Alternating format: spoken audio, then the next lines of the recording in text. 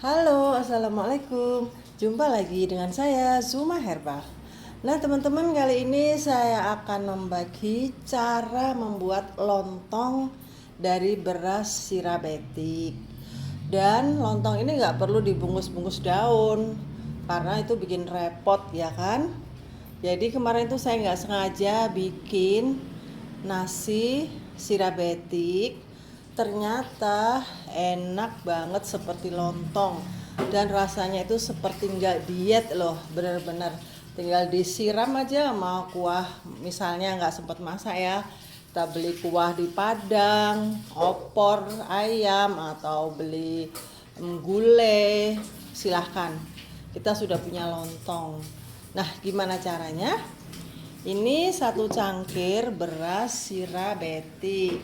Kalian kalau nyari di mana ya belinya? Dan apa sih sebenarnya beras sirabetik itu? Nah, di sini saya jelaskan, beras sirabetik adalah beras yang rendah karbo ya, teman-teman ya.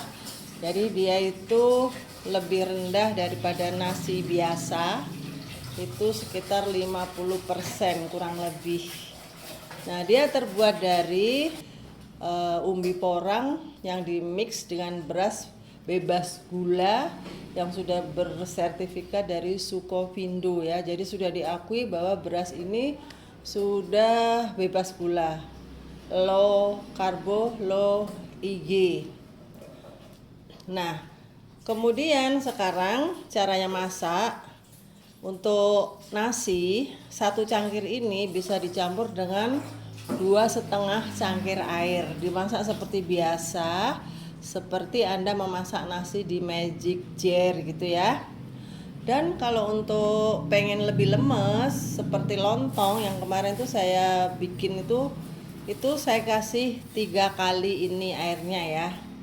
Nah, ini nggak perlu pakai magic jar juga bisa, saya mau pakai panci aja. Dan kalau ingin lebih rendah lagi karbonya, ini mau saya rebus ya.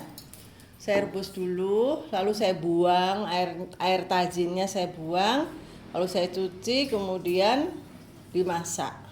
Oke, kita mulai aja ya. Ini mau saya cuci dulu, kemudian saya rebus. Airnya nggak saya taker karena air tajinnya pertama ini mau saya buang. Oke. Oh iya, bagi yang baru datang, perkenalkan, saya Yuyun Zumaro. Saya seorang herbalis sejak tahun 2003. Saya banyak mempelajari obat-obatan herbal, juga diet-diet untuk penyembuhan beberapa macam penyakit. Terutama yang di channel ini adalah penyakit seperti gula, kanker, dan komplikasi dari penyakit diabetes. Dan terbukti banyak banget klien-klien kami yang alhamdulillah bisa sembuh atas izin Allah.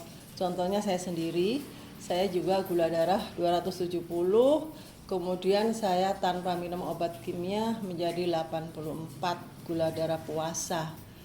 Dan kemarin sempat tinggi 197 karena saya nakal makan nasi-nasi. Nah, kemudian saya kembali lagi diet. Nah, dietnya seperti apa? Kami buka diet mentoring ya, teman-teman ya. Kami buka diet mentoring yang membimbing Anda supaya bisa menurunkan gula darah secara permanen gitu. Kalau kita terus bisa menjaga pola makan, ya pastinya gula darah kita itu akan normal. Dan apakah pola makan yang kita pakai ini bisa bertahan lama? Bisa, karena makanan yang kita makan ini sehat, terbuat dari tinggi hewani ya. Jadi lebih banyak makan hewani, tapi hewani yang aman-aman ya, yang tidak kolesterol tinggi tentunya bagi Anda yang punya kolesterol. Dan banyak sayuran yang tidak tinggi karbo. Jadi sayuran itu juga banyak yang mengandung karbo ya teman-teman ya. Jadi jangan salah gitu ya. Nah, makanya pentingnya Anda ikut bimbingan diet mentoring itu supaya tidak salah makan. Jadi bisa benar-benar sembuh sesuai dengan keluhannya. Oke, sekarang langsung aja ya. Nah teman-teman, kalau udah seperti ini, udah mendidih ya tadi itu, kemudian dimatiin ya kompornya. Ini airnya kita buang, lalu kita cuci. Ini kan air tajin nih. Kalau zaman dulu ini diminum enak ya, tapi bagi anda yang gulanya tinggi, jangan ya.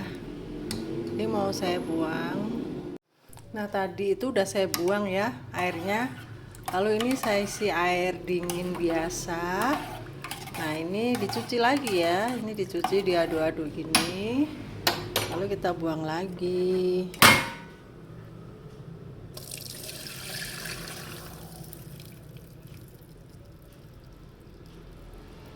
Jadi air gulanya ini sudah sangat berkurang banyak ya teman-teman.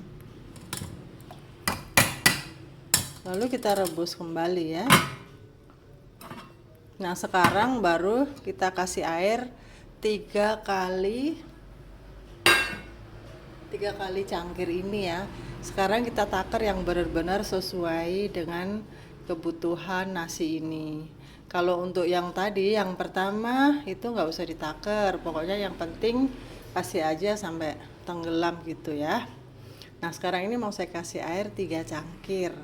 Nah sekarang mau kita masak kembali ya. Ini saya kasih air, ini tadi udah saya takar, ada 3 cangkir. Nah apinya kecil aja ya teman-teman. Kalau panci kalian itu tebel, itu bisa apinya agak gede. Tapi kalau panci kita itu kayak gini, ini kan nggak begitu tebel. Nah ini harus kecil aja apinya. Kalau diukur itu kira-kira setengah senti ya. Diaduk sesekali, ditutup gitu.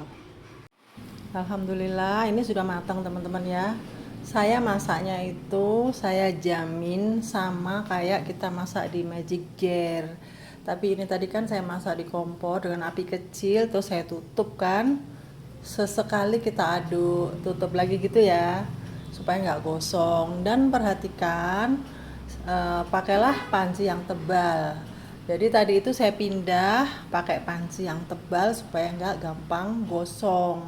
Kalau panci yang tadi enamel itu kemungkinan gosong. Sayang pancinya juga sayang berasnya kan. Jadi saya pindah tadi pakai panci yang tebal. Oke ini udah mateng. Nah kita tinggal siram dengan kuah apa aja. Misalnya mau opor, mau sayur yang semur atau apalah, bisa aja rawon, soto, boleh-boleh aja ya. Oke, semoga bermanfaat.